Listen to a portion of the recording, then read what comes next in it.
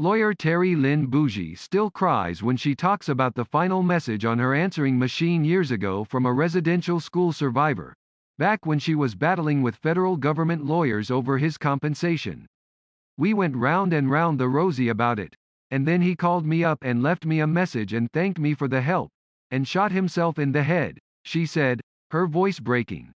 Bougie and her Alberta-based law firm represented hundreds of claimants in the sweeping 2006 Indian Residential Schools Settlement Agreement between residential school survivors and the federal government.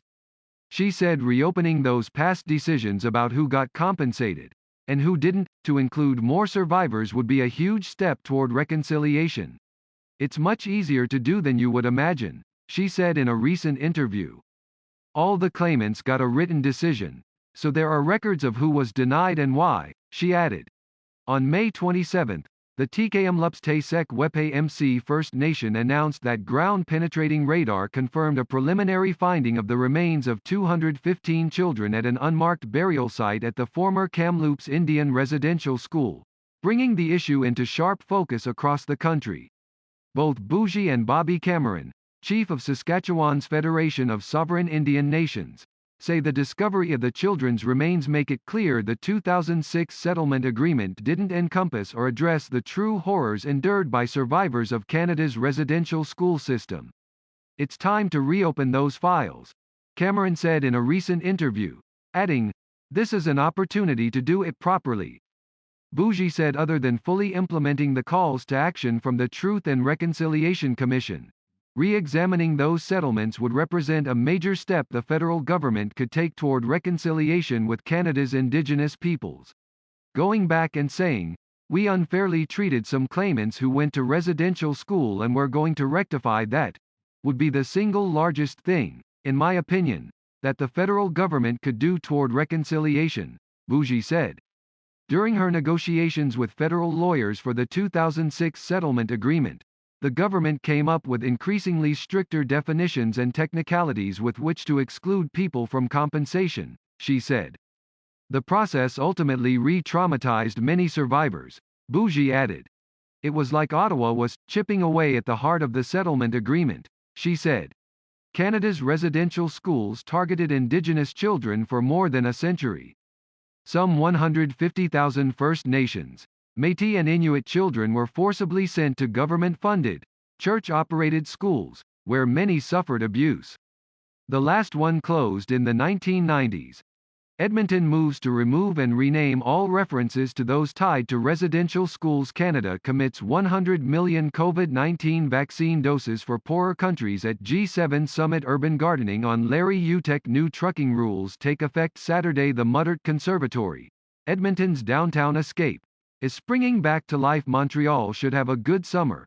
Public Health Director Dr. Mylene Drouin. Athletes back on Calgary Olympic oval ice for first time in more than a year. Feds say they'll complete vaccine deliveries to territories this week. 200 Manitobans with intellectual disabilities, sensory issues still waiting for COVID-19 vaccine. Bear rummages through family's SUV in Coquitlam are in a dire situation.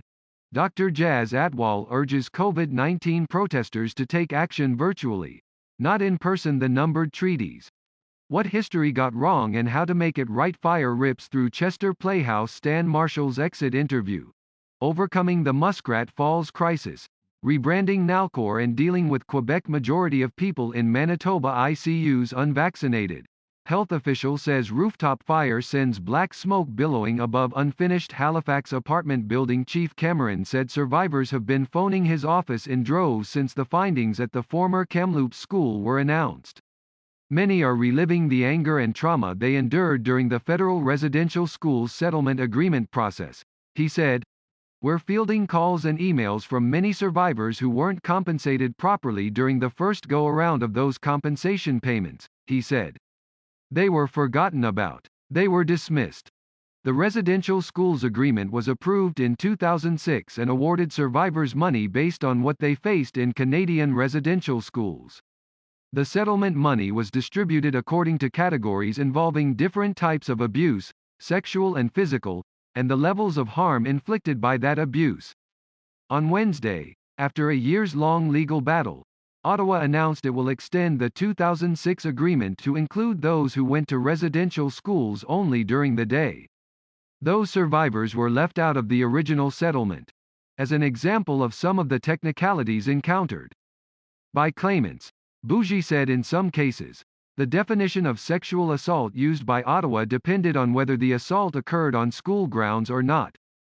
There's quite a number of people that were put on boats with other kids and taken down river to residential schools, she said.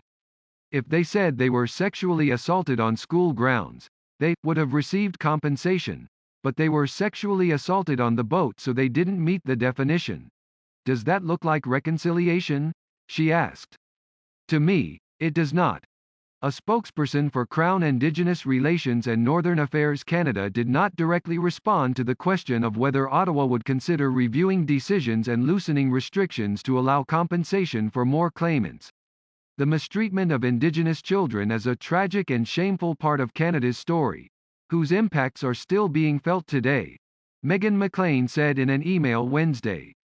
Prince Edward Island lawyer Pamela Large Moran worked on getting the federal government to extend the 2006 agreement to people who attended residential day school.